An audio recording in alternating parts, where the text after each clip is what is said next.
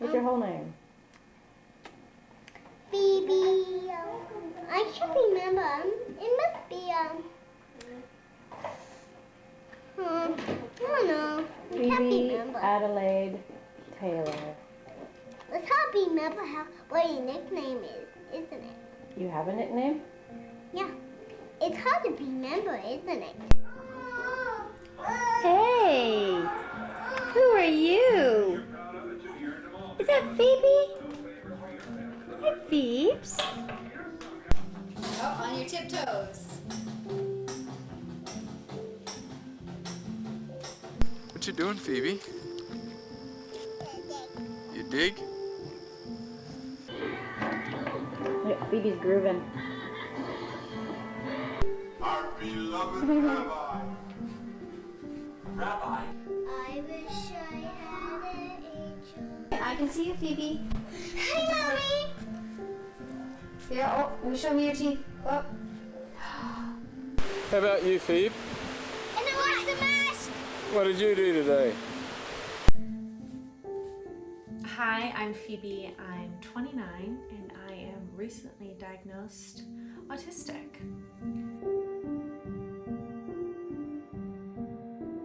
I am so excited to be filming this.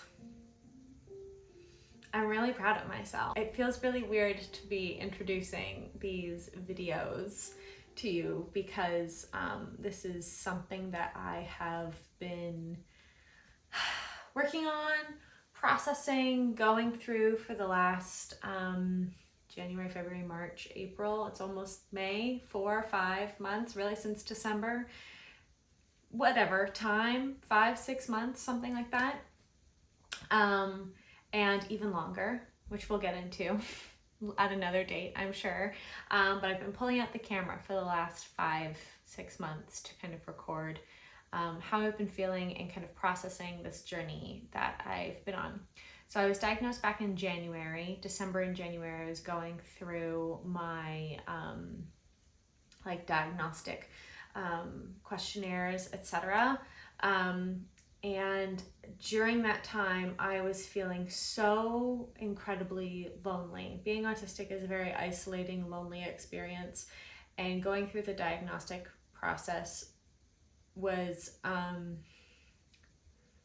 like hell, but like hell that I wanted to walk through, hell that I felt like I needed to walk through. And you know, everybody can go on their own journey with diagnosis, and I don't even think it's just diagnosis in particular. I think it's like kind of coming to terms with and realizing and like identifying that label for yourself, and it's not even a label, it's like an operating system. I'm really thankful to so many different autistic creators and writers, and I've like read everything that's been written on autism in the last like 6 months.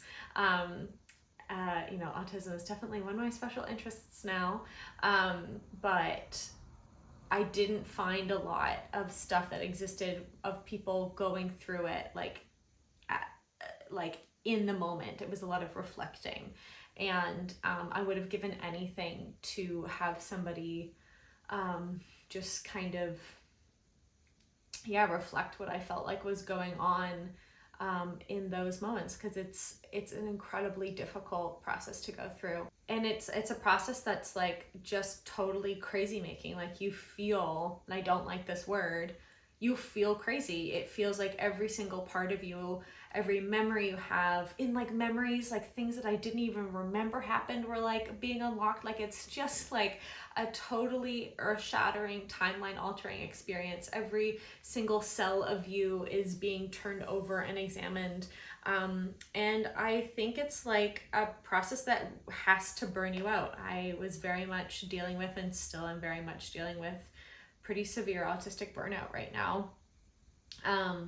And so, you know, I kept these diary entries. I kept these diary entries at the early stages of diagnosis just to, one, just help myself process, because I definitely find it helpful to talk, write, externally process things. I basically cannot process anything inside of my own body or head. And so yeah, I wanted to share. I was pulling up my camera to process, and I wanted to share some, not all. Definitely not all of it is going to make it into the world, but I wanted to share some of what I have been experiencing with other autistic people, in hopes that, you know, it makes us all feel a little bit less alone. I'm at a place now where I feel so much joy in being autistic, and starting to uncover that part of it for myself, because I think that's what I really need, and not this like, I don't, for the first time in my life, I don't feel like I'm broken. Like, I don't feel like there's something wrong with me, and I've spent the last 29 years thinking that I was broken, and I'm not. I'm just autistic. And even now saying that, like, gives me goosebumps and I want to cry. It's a really tough time, you know, kind of post early diagnosis time, because I think, you know, you feel like such a completely new person, and also you're just you. Like, I didn't know what to do with myself.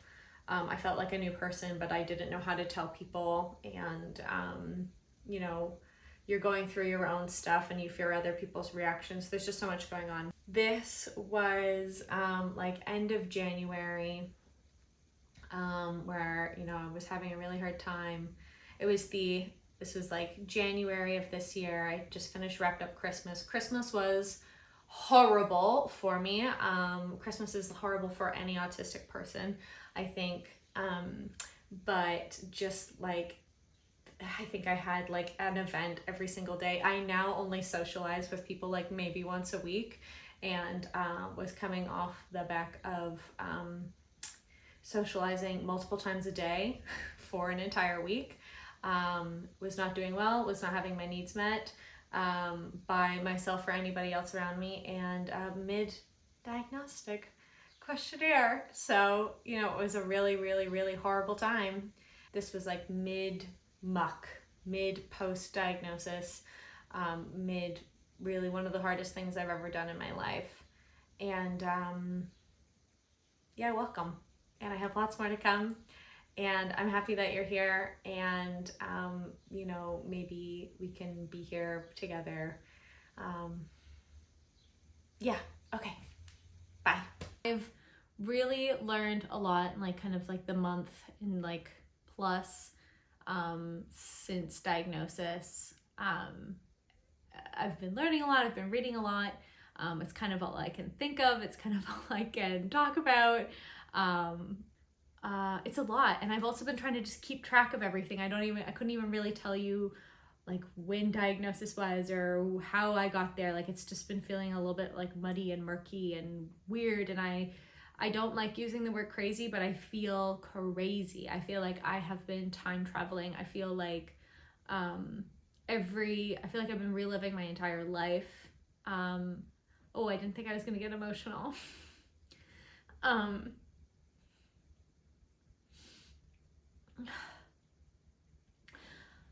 I feel like so much of my life makes so much sense now, but in so many ways that feel so painful.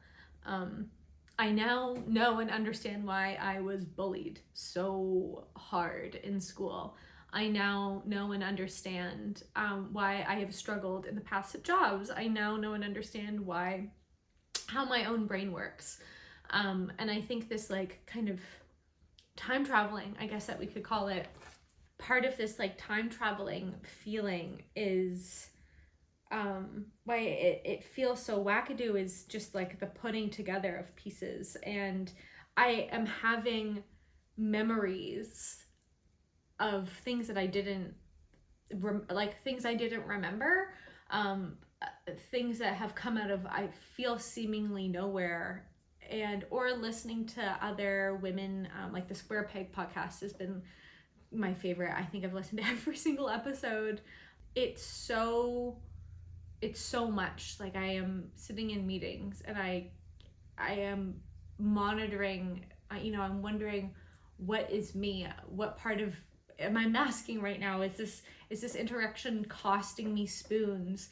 How tired am I gonna feel after this? Because I know the effects. I know how all of these things manifest, and I don't know if I'm trying to avoid them necessarily, but I'm definitely trying not to be chronically tired all of the time. I guess that's kind of comes like, you know, I'm definitely trying not to be exhausted all of the time. I'm definitely you know, not interested in having meltdowns every day for the rest of my life.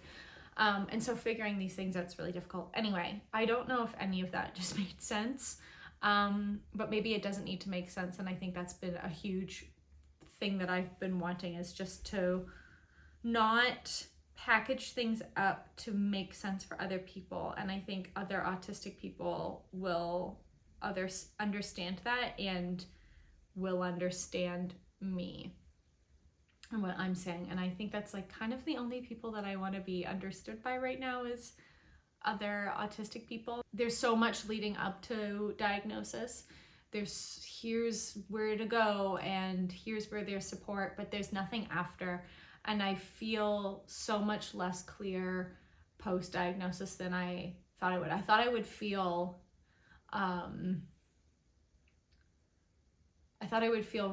relief. I thought I would feel like some sort of conclusion. I thought I would feel, I don't know, not this.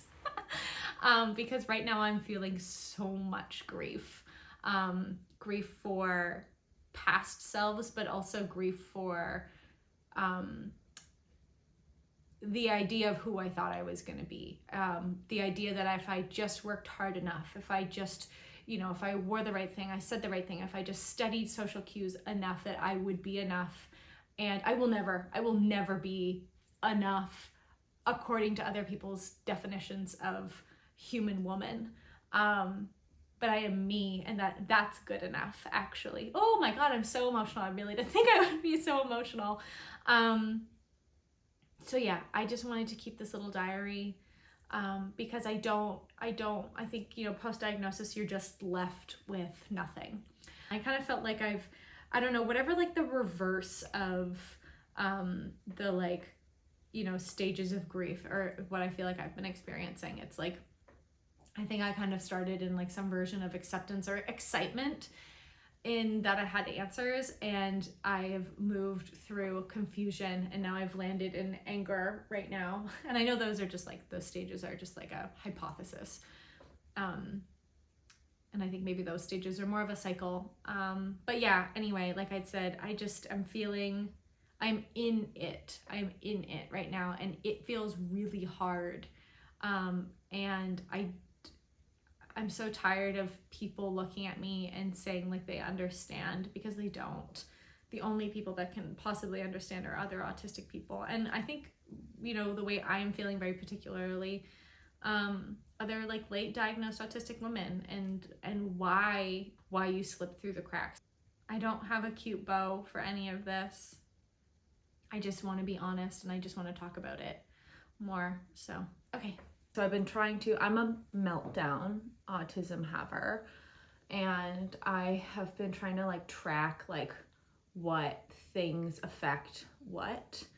And it's kind of hard because, you know, there's so many variables, and like I've been trying to figure out like what to track, and it's really irritated me. I was like, all of the resources, and I think this is just the theme of this fucking video, is like so many of these resources are for parents when you go out there and you're like searching for like meltdown tracker, or they're for like caregivers. And what I think is so wild about that, it's like these autistic kids, like they turn into adults, hopefully. And if we want, oh my God, okay. And if we want them to, you know, be well and live lives, like they need resources too. So anyway, it's a bit frustrating, but I'm having a kind of like I didn't sleep very well, and sleep really affects like my ability to do anything. And like,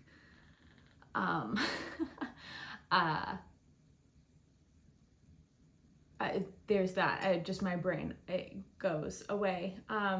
But I'm at the same time, you know, I'm feeling really grateful that I have a life, I'm self-employed, that when I don't sleep well, like I don't have to push through.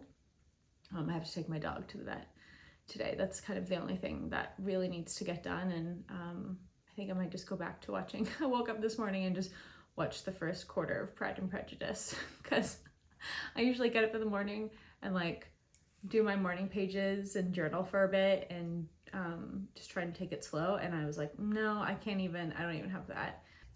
I am so tired of the feeling I have been feeling. I'm so exhausted from this feeling of like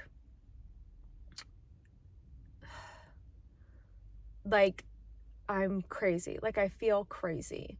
And I think I feel crazy.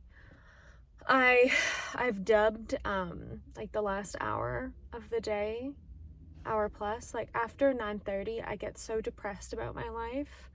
Like 9:30 at night, I've called it autism hour. And it's just like the sense of like dread and frustration and confusion and anger I feel about my life and, you know, the various people I've encountered in my life and the way that like the world gaslights autistic people is really frustrating. And I think, you know, I've said, you know, I've prepared myself. I knew things were going to feel hard, but the level of hard they feel, and I'm so sick of feeling this feeling. I'm so exhausted from like not just pathologizing, but pulling apart every aspect of my life and constantly reliving it and just feeling so like the things that trigger memories is so wild. And I have really enjoyed and felt a lot of comfort in like listening to other autistic women, and as I've said before, but I am just feeling so like it's so exhausting having to relive your whole life all of the time. And I just like I've tried to talk about it. That's why I'm here. I've tried to talk about it with people. I've gone to therapy. Like I've done so many things I feel, and like I just feel tired of feeling this feeling. I just feel tired of feeling this feeling. So that's where I'm at right now. I'm gonna go to Pilates. I'm gonna work out really hard. I think working out right now is the only thing that makes me feel kind of like any kind of good, just because I like don't think. And unfortunately I've injured my knee right now too, so I can't run, which is annoying because I love to run. It's the only time there's no thoughts in my head. So maybe that's part of it as well. Maybe, probably. But I'm just so tired of feeling this feeling. I literally had this thought today. Like, I wish I could just take a pill and this feeling could go away. So anyway, I'm gonna go to Pilates. Do some deep breaths, make my abs burn really hard, sweat, and then I'm gonna go antiquing with my friend Sierra. That'll be nice. Okay, bye. There's me.